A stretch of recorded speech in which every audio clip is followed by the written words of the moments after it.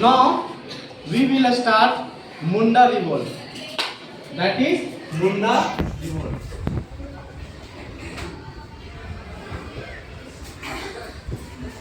Munda revolt.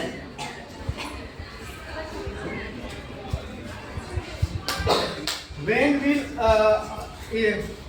initiate Munda revolt? There we can say 1897. 1897 to 1900. 1900 जिसको हिंदी में बोलेंगे मुंडा विद्रोह। मुंडा विद्रोह।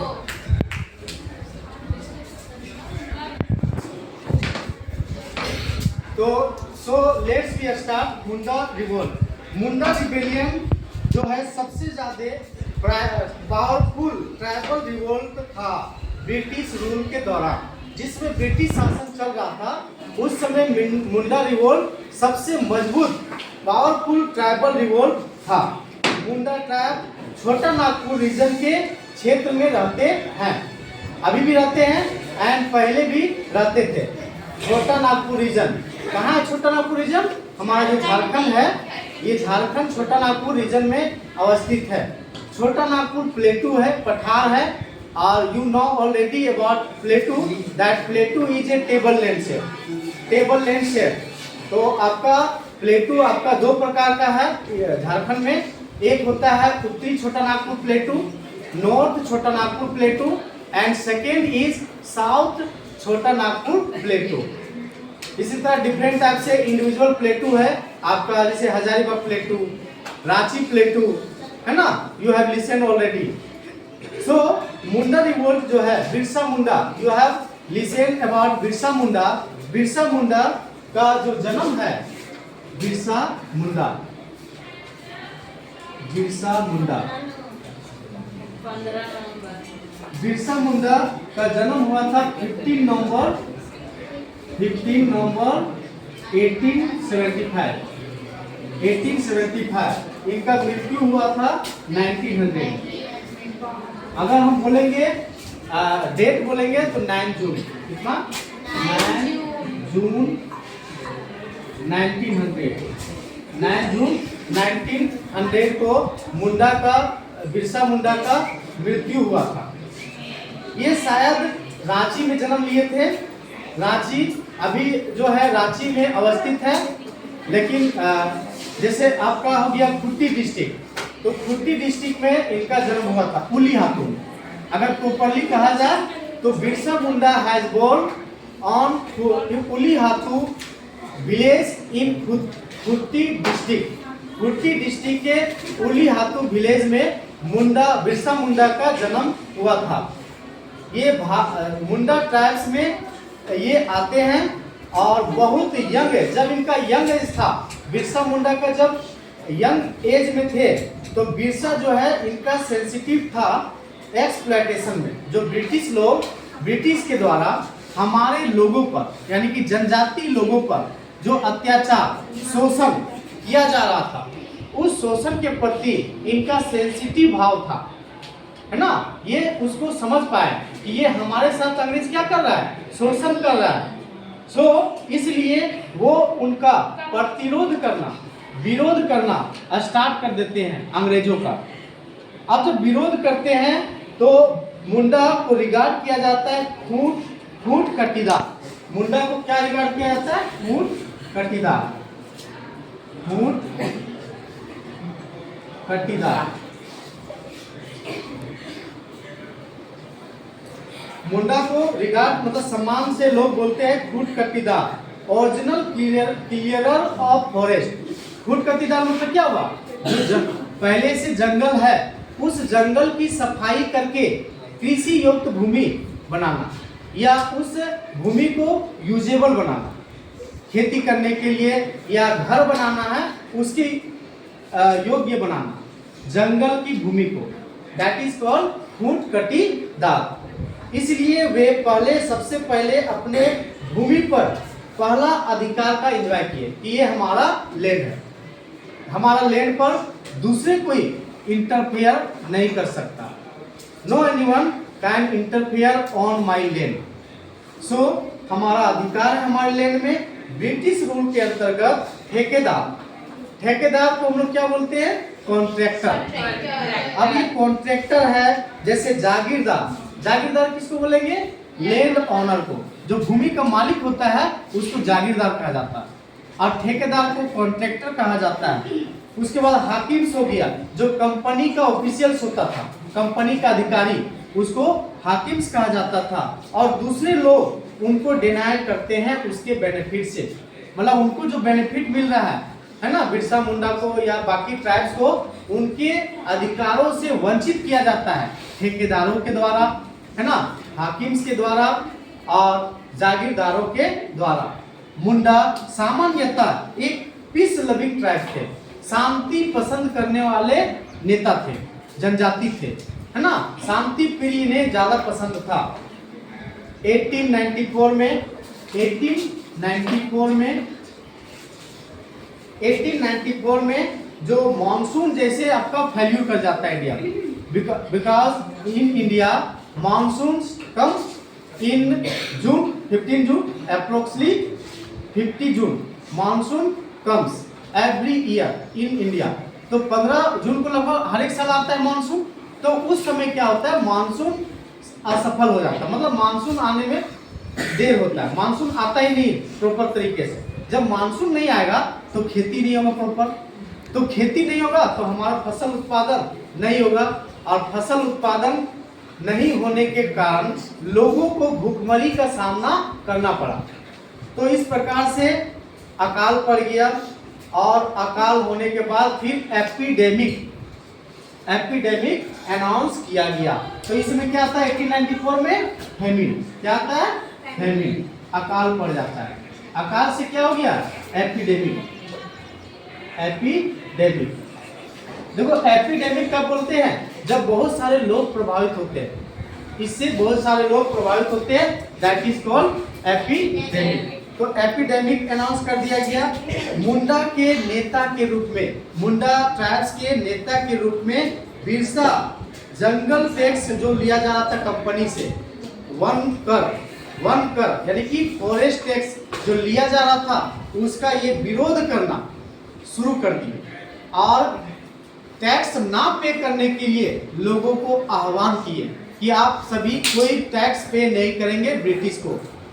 तो इस प्रकार से वह डिनाइड किए, और बाद में उनको अरेस्ट कर लिया गया। जब वो डिनाइड किए कि टैक्स हम पे नहीं करेंगे अंग्रेज को, तो उनको अरेस्ट कर लिया जाता है।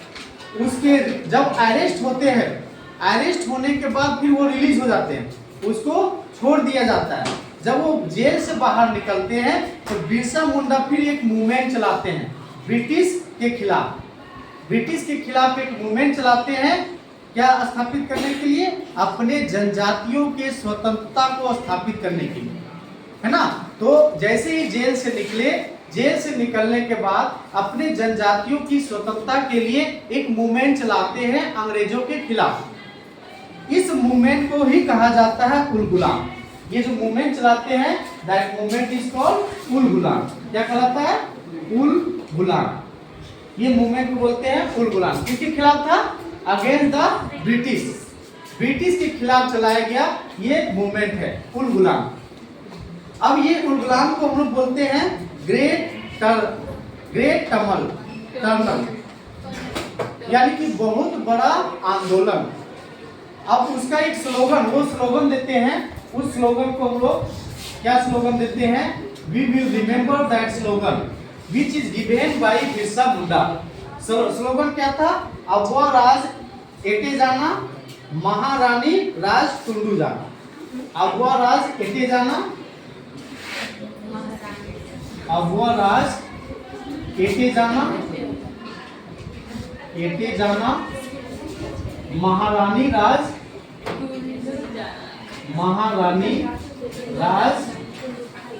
टुंडू जाना।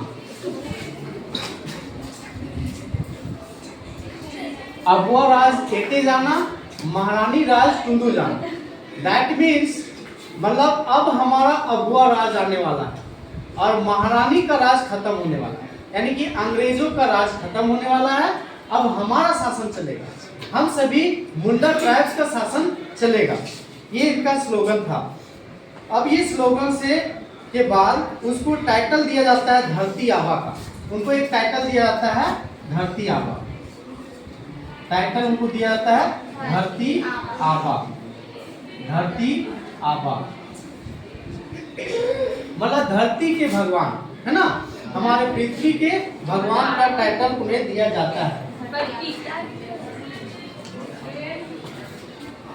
अब ये जो टाइटल दिया जाता है धरती आबा का मतलब होता है फादर ऑफ द अर्थ, पृथ्वी के पिता, पृथ्वी के पिता। अब ये पृथ्वी के पिता का टाइटल दे दिया गया, लोग इनको पृथ्वी के पिता का टाइटल दे दिए। उसके बाद वो बहुत सारे ट्राइबल्स और अन्य लोग उनका फॉलोवर बनते हैं और सपोर्टर बनते हैं। क्या बनते हैं? Followers and supporter. धरती आबा के बाद उनको उनका फॉलोवर्स की संख्या बढ़ जाती है, फॉलोवर्स की संख्या बढ़ जाती है एंड सपोर्टर की भी संख्या बढ़ती है। ठीक है, फॉलोवर्स और सपोर्टर की संख्या बढ़ जाता है। उसके बाद बिरसा चाहते थे कि मुंडा राज स्थापित करें। क्या स्थापित करना चाह रहे थे? मुंडा राज। ये हम मुंडा राज स्थापित करेंगे, मुंडा राज, ये मुंडा राज स्थापित करना चाह रहे थे।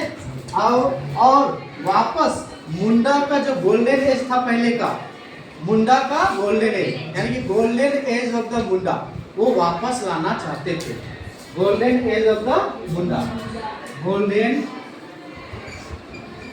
As of the Munda, golden age of the Munda, Munda का गोल्डन एज को वापस लाना चाहते थे, उनका उद्देश्य था। अब ब्रिटिश जो है बहुत दयालुता पूर्वक इस आंदोलन को नहीं लिया, काइंडली नहीं लिया, मतलब कठोरता से निपटा।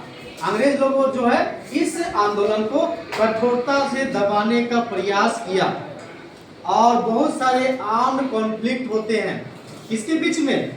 मुंडा के बीच में और ब्रिटिश के बीच में, जिसमें बहुत सारे मुंडा, महिलाएं, पुरुष और यहाँ तक कि बच्चे भी ब्रिटिश बुलेट्स के शिकार बन जाते हैं, है ना। तो मुंडा और ब्रिटिश के बीच कॉन्फ्लिक्ट होता है, युद्ध होता है। युद्ध में कई मुंडा जनजाति में महिला, पुरुष और बच्चों को गोलियों से मारा जाता है, कई लोगों की मृत्यु हो जाती है इस कॉन्फ्लिक्ट में। बहुत सारे लोगों को अरेस्ट कर लिया जाता है, जिसमें मुंडा भी, बिरसा मुंडा भी शामिल थे। तो बहुत सारे कौन कौन मर जाते हैं? Main, women and children. किससे मारा जाता है? ब्रिटिश बुलेट से, है ना, जो आपका गोली है, बंदूक की गोली से उनको मारा जाता है। और कई लोगों को अरेस्ट कर लिया जाता है, अब अरेस्ट जब होते हैं उसमें से बिरसा मुंडा को भी अरेस्ट किया जाता है। अब आते हैं 1895, नेक्स्ट इंसिडेंट है 1895। अब 1895 में क्या होता है? बिरसा को रांची के जेल में डाल दिया जाता है। रांची का जो जेल है उस जेल में, होटवार जेल में डाला जाता है, रांची जेल। बिरसा को रांची जेल 1895 में बिरसा मुंडा को रांची जेल में डाला जाता है 2 साल के लिए। कितने साल के लिए? 2 इयर्स, फॉर 2 इयर्स। तो बिरसा मुंडा को रांची जेल में 2 साल के लिए बंद किया जाता है। उसके बाद 1897 में जब उसको छोड़ा जाता है, फिर उनको छोड़ दिया जाता है 1897 में। 1897 में रिलीज कर दिया जाता है उनको जेल से रिलीज कर दिया गया। रिलीज फ्रॉम जेल से उनको छोड़ दिया जाता है 1897 में। फिर पुनः पुलिस स्टेशन में अटैक करते हैं। जब उसको छोड़ दिया गया तो उसने और उसके फॉलोवर्स और सपोर्टर सारे मिलके पुलिस स्टेशन में फिर अटैक करते हैं और चर्च में भी अटैक करते हैं और उसके बाद मनी लेंडर और जमींदार के प्रॉपर्टी को छीन लेते हैं। कहाँ का अटैक हुआ? पुलिस स्टेशन में अटैक किए, उसके बाद आपका पुलिस स्टेशन में अटैक किए, चर्च में अटैक किए, और मनी लेंडर के पास जितना प्रॉपर्टी था, जमींदार के पास जितना प्रॉपर्टी था, सबको छीन लेते हैं ये और इनके फॉलोअर्स मिलके। फिर उनपे एक सफेद झंडा फहराते हैं, एक सिस्टम के रूप में, बिरसा राज के सिस्टम के रूप में सफेद झंडा फहराते हैं। क्या? White flag. क्या फहराते हैं? White flag. White flag, white flag का एक इंडिकेशन फहराया जाता है एक सिस्टम के रूप में। बिरसा राज का सिस्टम, ये क्या था?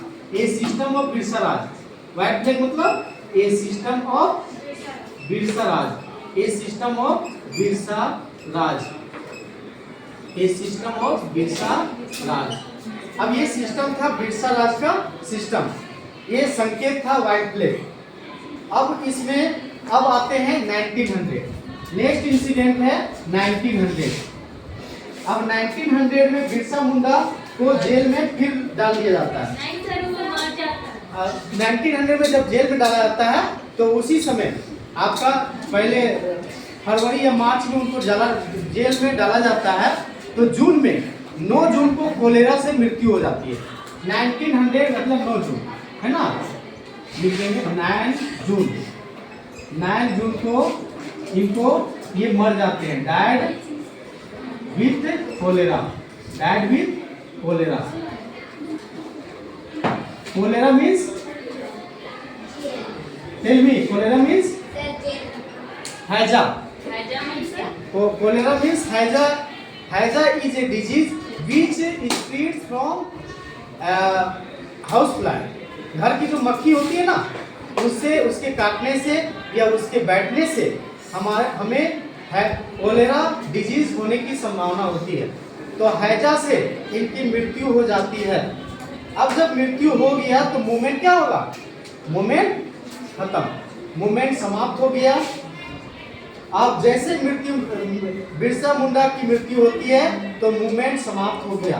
बिरसा का मूवमेंट 2 तरीके से बहुत ज्यादा इंपॉर्टेंट है, 2 तरीके से बहुत ज्यादा इंपॉर्टेंट है बिरसा मुंडा का मूवमेंट।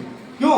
पहला इंपॉर्टेंट है कि यह कॉलोनियल गवर्नमेंट को या फोर्स करता है, कॉलोनियल गवर्नमेंट मजबूर हो जाते हैं कि वह एक नया कानून लाते हैं, और ऐसा कानून जिस कानून में जो ट्राइबल्स का लैंड है, जनजातियों की जो भूमि है, उस भूमि को आसानी से वे ब्रिटिश के द्वारा लिया नहीं जा सकता था। ऐसा कानून बन गया कि जो जनजाति का भूमि है उसको अंग्रेज आसानी से अपने हैंड में नहीं ले सकते थे। ये लॉ लाया गया कि अपने हैंड में आसानी से नहीं लिया जा सकता था। तो एक लॉ लाया गया जिससे जनजातियों का हित की ओर आगे बढ़े। अब ऐसा मजबूर क्यों हो गए? क्योंकि बिरसा मुंडा उसको फोर्स किया है ना, उसका रिबेलियन, उसका मूवमेंट से अंग्रेज मजबूर हो जाते हैं एक नया कानून लाने के लिए। किसके हित में? ट्राइबल्स के हित में। अब ये जब कानून लाया तो आसानी से नहीं लिया जा रहा था। दूसरा, यह दिखाया कि ट्राइबल लोग के पास कैपेसिटी है। इससे ये प्रूव हो गया कि ट्राइबल लोगों के पास यह कैपेसिटी है कि वह अन्याय के खिलाफ आंदोलन, आवाज उठा सकते हैं, आंदोलन कर सकते हैं और अपना गुस्सा को कॉलोनियल रूल के खिलाफ प्रदर्शित कर सकते हैं। ये प्रूव हो गया। So thank you everyone.